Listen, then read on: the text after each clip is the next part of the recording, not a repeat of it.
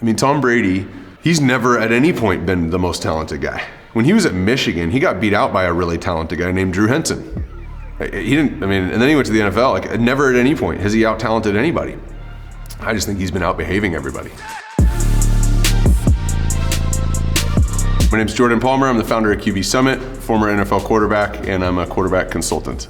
I've had an opportunity to work with a ton of great quarterbacks. Some of them get drafted high, some of them don't get drafted at all, but players like Joe Burrow, Josh Allen, Patrick Mahomes. There's been a lot of guys who've come through here that are really notable names throughout the college experience. And then there's guys like Kyle Allen, who just recently signed a new contract, who was an undrafted guy not invited to the combine. And there's been a lot of guys who've been drafted middle to late rounds that have been able to build a career. And so it's been a blast to be able to help them in that process, help them continue to develop throughout their NFL career. And then right now I've got an incredible group of young guys. Desmond Ridder from Cincinnati, third winningest college quarterback in college football history. Carson Strong from Nevada, kid from nowhere who's about to make a big splash in the NFL. Jarrett Guarantano, who's been overlooked the last few years, who will no longer be overlooked once he gets into the NFL. I've been able to find a little niche where I can help quarterbacks transition from amateurs to pros in every sense of the term. I believe there's two inevitabilities with the quarterback position, and that's the inevitability of success and adversity. They're both coming. So what I've tried to get really good at as a coach is helping people get good at handling adversity and get good at handling success. Because I've seen adversity be the thing that ended somebody's career, but I've seen success be the thing that ended somebody's career just as much. When I look back at my past of helping these guys through these different phases, I mean, the conversation with Joe Burrow before his senior year, when he was sharing just how good he thought this next year was gonna go and why, and the conviction in his voice, that was, I mean, I'm not gonna forget that. Watching that season unfold, and then this year watching this unfold, you know, going to the Super Bowl out of nowhere, off an ACL. And so during the rehab process last March, the first day he got cleared to throw, I loved being there at that low point right before it's gonna tick up. This was a hard year for Trevor Lawrence, coming off of, I think he was 86-4, high school and college combined. And then the chaos that happened with the coaching staff and the chaos that happened from losing and the chaos I mean, that's the first low point, really, that's been notable.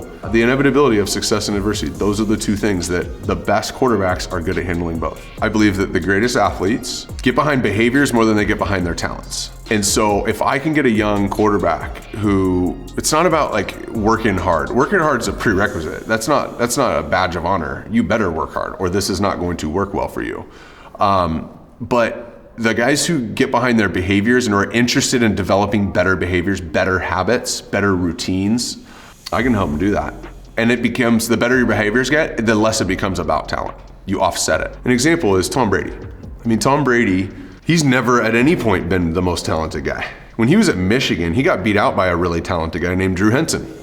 He didn't, I mean, and then he went to the NFL. Like, never at any point has he out-talented anybody. I just think he's been out-behaving everybody. What he does throughout the course of the year, we can make jokes about it. And reality is he's playing the best football of his career right now, right? He's not hanging on for another year. He's coming back for another chance to win a Super Bowl MVP and a league MVP. I see a lot of this, and this is a common conversation with a lot of the younger NFL players. Joe Burrow is incredibly talented. Against the other top quarterbacks where he's ranked right now in the NFL, he's not the most talented guy.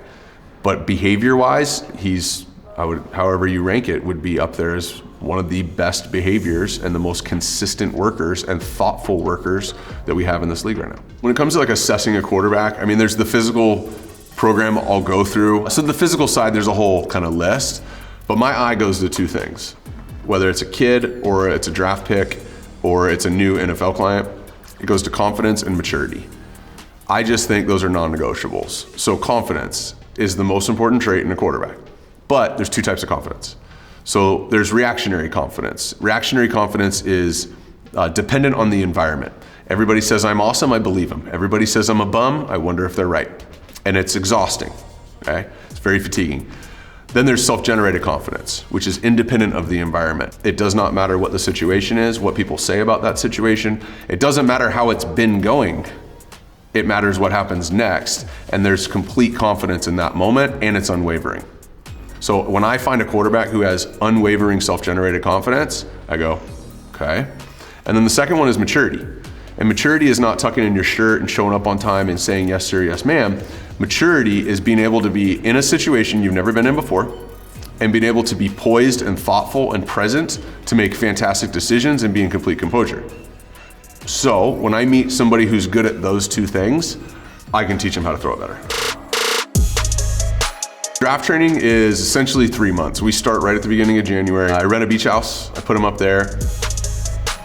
We're throwing Monday, Tuesday, Thursday, Friday, and a little bit on Saturday, so it's 4.5 days of throwing. All the lifting is done by Naomi Talbot. Mike White, he's my movement specialist, so he's working on very simple, fundamental human body movement. And the last piece is physical therapy.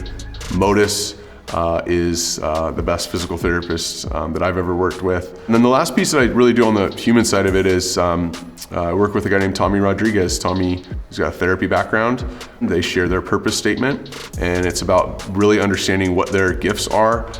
And I've seen that phase, in some cases, be the most beneficial part of working with me.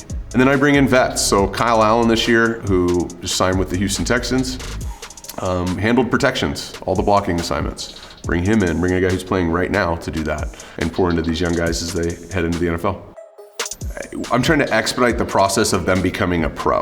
I'm honestly not gonna get them drafted higher. Their tape is what's gonna get them drafted or not drafted. I'm gonna clean up their mechanics and I'm gonna help them in the interview process, but everything is just about helping them become a pro faster.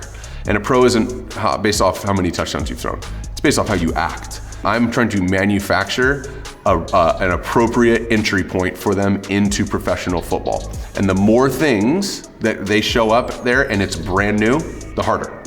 So the more things I can expose them to, remove the newness, the faster they can play, the quicker they can retain information, and the more confident they can be. So in terms of exposing them, the way you watch tape in college and the types of defenses you play against, like from a scheme standpoint, are very, very different than the NFL. It's significantly more complex. There's a lot more different possibilities that can come. And then the difference between different coverages are disguised much better in the NFL. What we do is we get access to NFL game tape.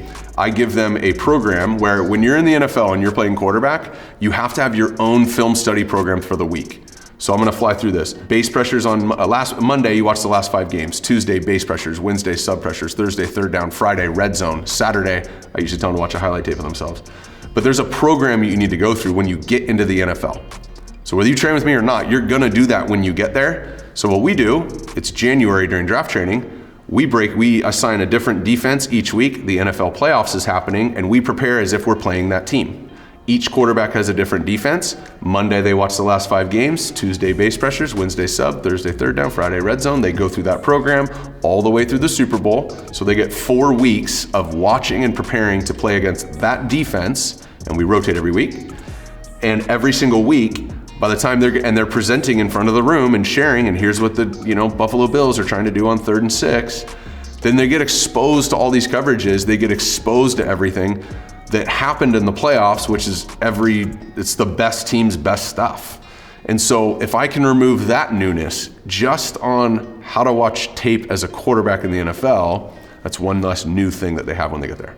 I think part of the appeal and why players choose to work with me is honestly how real I keep it. This is hard. NFL quarterback, by the time you make it to the NFL, there's so much hard stuff you've had to deal with. And so the quarterbacks who think that this is gonna be really fun and really easy, and if they're just really talented and if they just make plays, it'll solve the problems, or if I just make a ton of money, all my problems will go away, you're just wrong. That's not how this works. I just don't lie to these kids and tell them that if they just work on this, it'll all get better. No, you have to be all in, and you need to be a quarterback in every single phase of your life. Yeah, to any young athletes who are watching this and you're not really sure if you're all in and like you kind of like it, but not really, like, then just enjoy sports and it's super fun. Don't lie to yourself that this is gonna like become a career, right? But if you're all in, this has a lot more to do with your behaviors and your routines than your talents. It has much more to do with that pursuit and the behaviors than it does how talented you are at 16. Thanks GQ for coming and hanging out. Hopefully you can take something from this conversation and add it to your game.